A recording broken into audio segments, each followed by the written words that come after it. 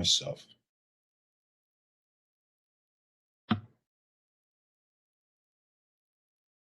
There we go.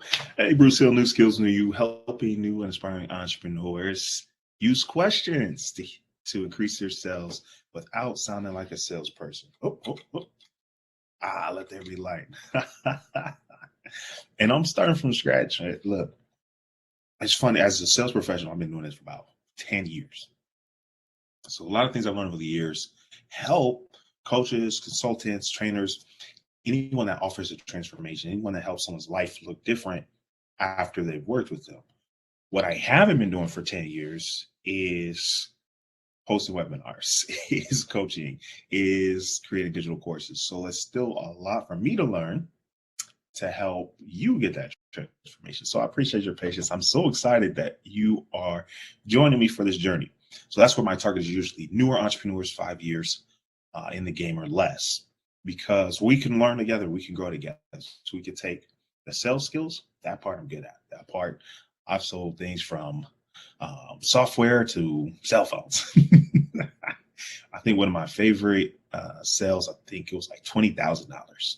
And so if I can look someone in the eyes and ask them for $20,000 for someone else's company, you can ask them for your business, right?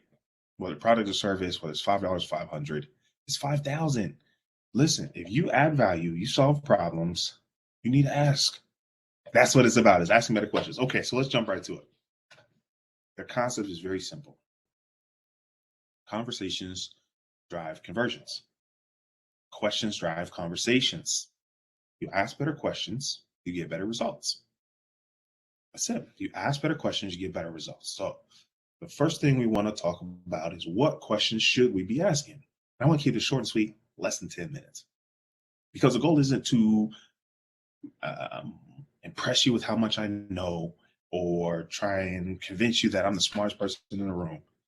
The goal is to give you a small piece, an actionable item that you can take and put into practice in your business today so you can make some money today, change some lives today. So the first question I have to ask is, what value do you want to add?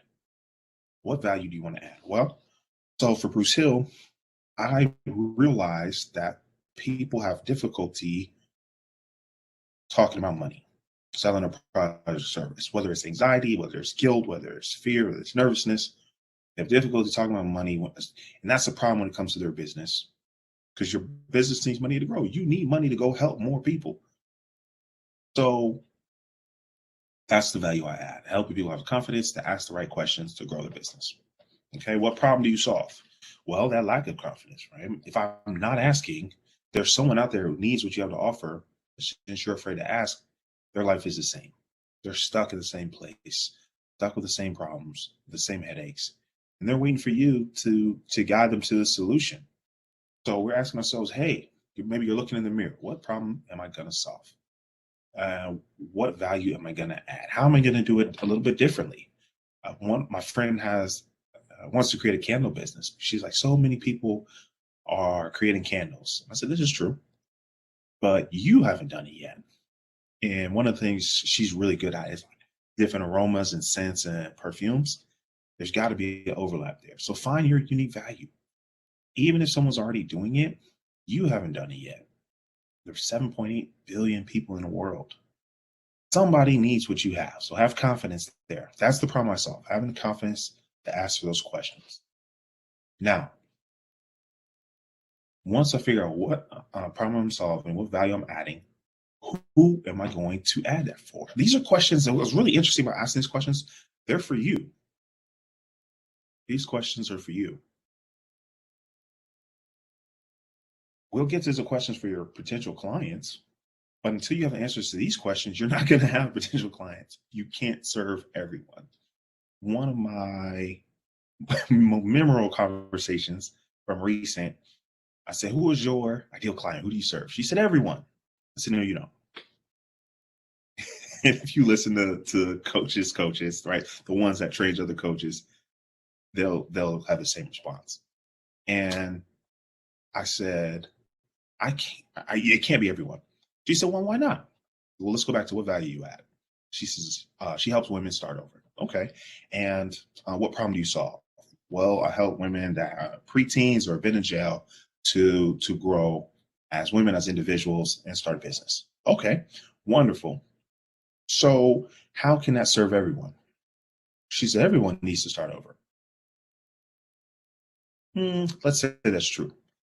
But if you wrote a book, if you had a training course, if you had a workshop, I wouldn't show up. I wouldn't read it. Why? I don't have any kids yet. Like, so I don't understand what that would mean for my life. It wouldn't relate to me. So the answer is very rarely everyone. Very rarely. You want to be specific. So for me, new entrepreneurs, less than 5 years in a game, making less than 5 figures a month, who offer transformation. But that's usually going to be a coach, consultant, trainer.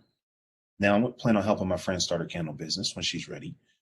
But my ideal client is someone who is maybe a life coach, or like the young lady I was talking to earlier, who's helping young women overcome difficulties in their life, right? That's a transformation.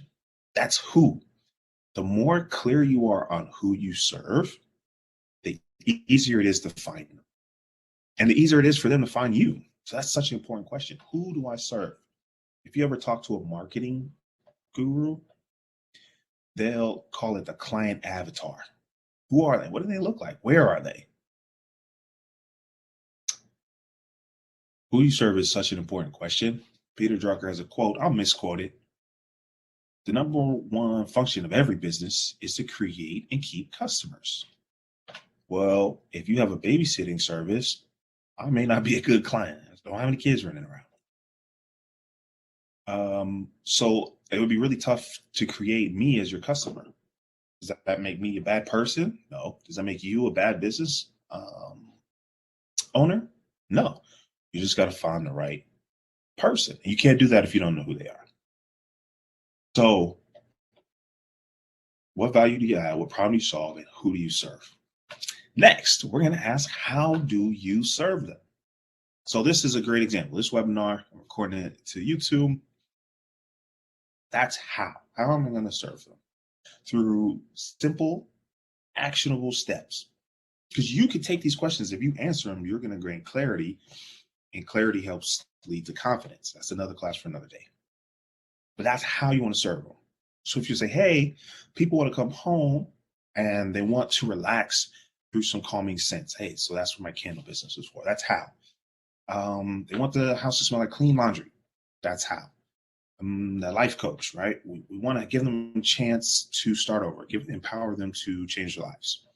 How are we going to do that? One-on-one coaching, workshops, speaking, webinars, digital course, book. That's how. You can have more than one of those. However, once you understand who your audience is, that might change how you serve them. Some folks don't like to read. That's okay. But if you know that who you serve doesn't like to read, how you serve them should not be a book. Does that make sense? I really want this to be simple. I really want to be so simple you can take it and apply it. So you might ask yourself, man, I'm trying to serve a younger generation and I'm writing books when I should be doing video courses. Or maybe when you're serving the busy mom, right? Or the corporate climber, the traveler. Maybe a live workshop isn't a great way to reach them. Their schedule is always changing. Maybe they need an audiobook. You see how asking better questions can get you better results. Last question. What's the next step? What's the next step? This is really subtle because if how you serve them is a book, for example, you would think the next step is to read the book. The next step is the action item. What do they do with the information you gave them? What do they do with what they heard, what they learned? How do they apply it? How do they practice it? You hear this, it's just question after question after question.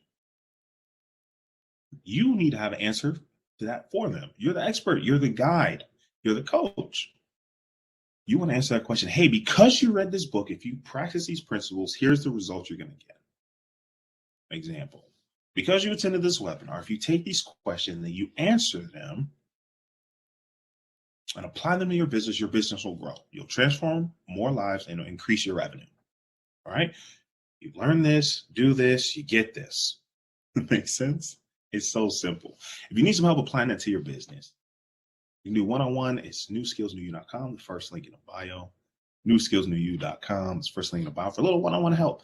What questions do we need to ask to grow your business? That's it. Simple and easy. All right, I'm Bruce Hill, New Skills, New You, helping coaches, consultants, and trainers here. Yes, more often by teaching them to ask better questions. Join us for our webinar series Tuesdays, Wednesdays, and Thursdays. Until then, cheers to your success.